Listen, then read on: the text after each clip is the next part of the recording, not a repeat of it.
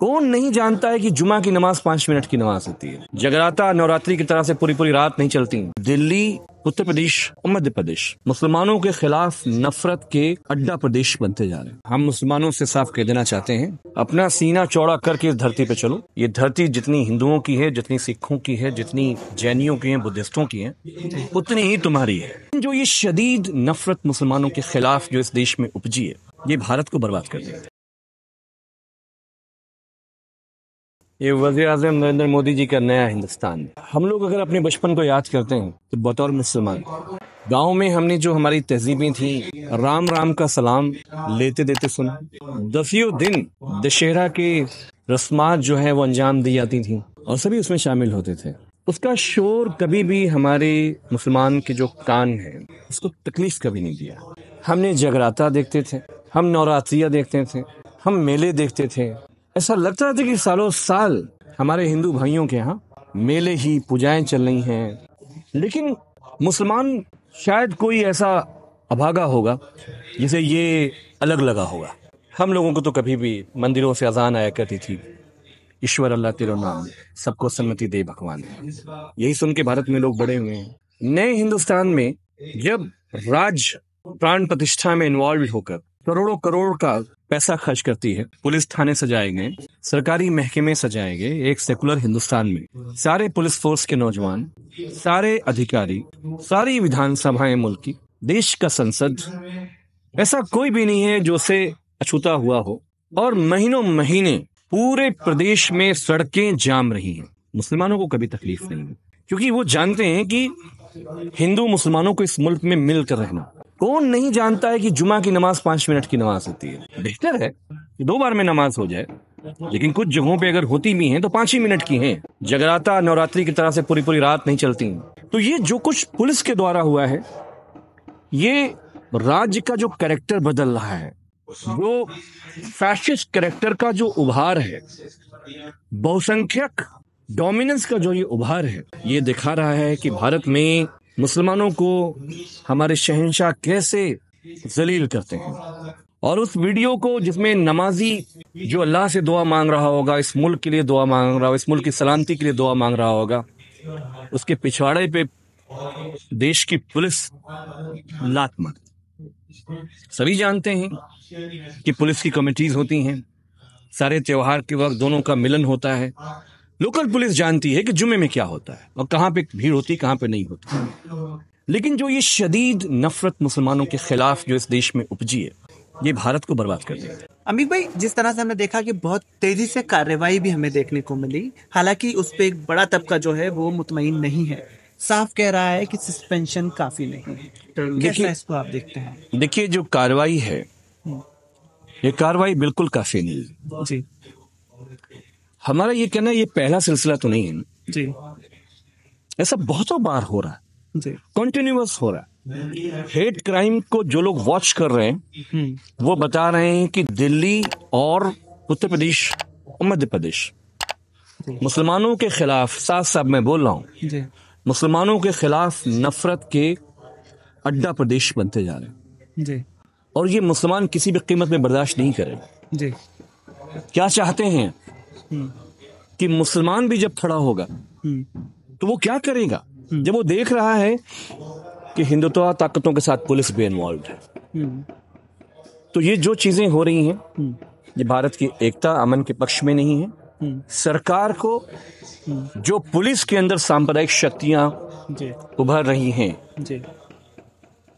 उस पर जाग जाने की जरूरत है। जी।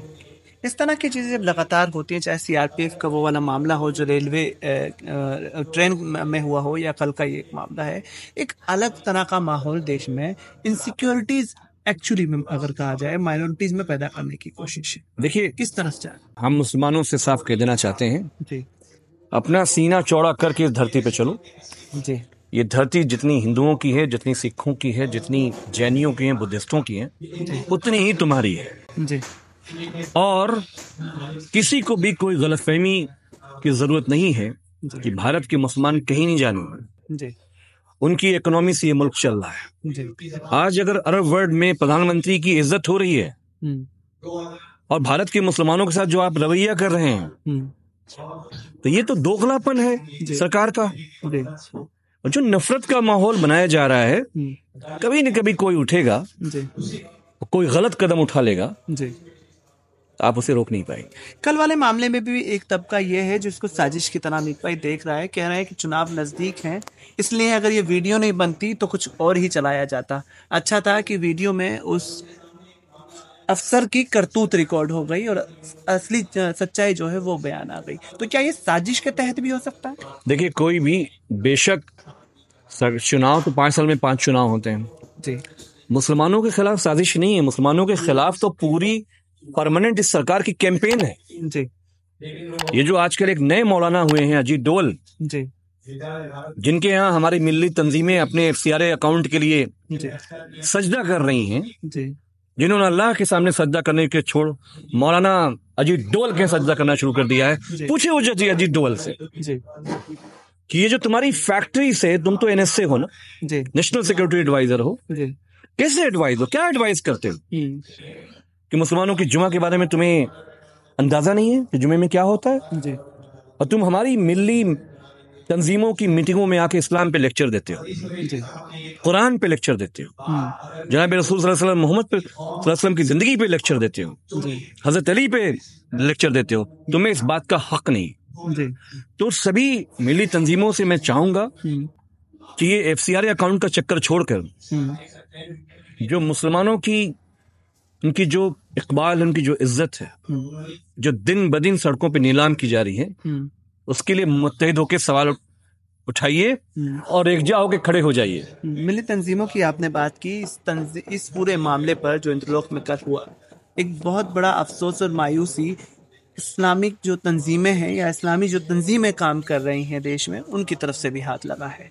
कल मामले पे सिर्फ जमीयत के कुछ लोगों के वहाँ पहुँचने के अलावा किसी की कोई ख़ास प्रक्रिया या प्रेस रिलीज को जारी करने के अलावा कोई ख़ास रद्द अमल इस पर मुस्लिम मौलानाओं का या तंजीमों का नहीं देखने को मिला। देखिए, मैं आपसे कह रहा हूँ जी कि हबीब जाली साहब ने कहा था कि सुना है अजीत डोवल आपका पीर है मौलाना।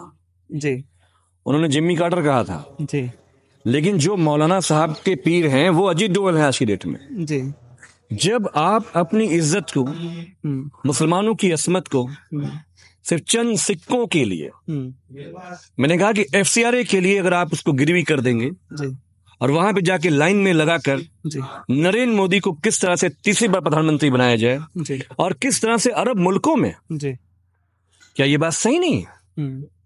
अरब मुल्कों में प्रधानमंत्री नरेंद्र मोदी को पहुंचाने वाले कौन लोग हैं? जी कौन से कौम फरोश लोग हैं जो काम कर रहे हैं?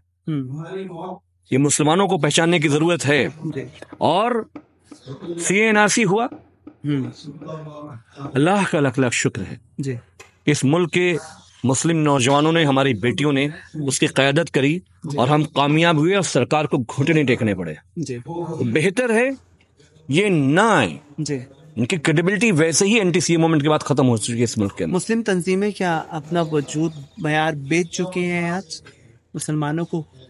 देखिए, कुछ लोग बहुत अच्छे हैं, अच्छे बुरे लोग हर जगह होते हैं जी। लेकिन ये जो FCRA का खेल है जी, बैंक अकाउंट का जो खेल है जी, ये जो दौलत का खेल है जी, जिसपे IB निगाह रखती है, जिसपे FCRA निगाह रखता है जी, इन्हीं कारस्तानियों ने इनको घुटने टेकने पे मजबूर किया है।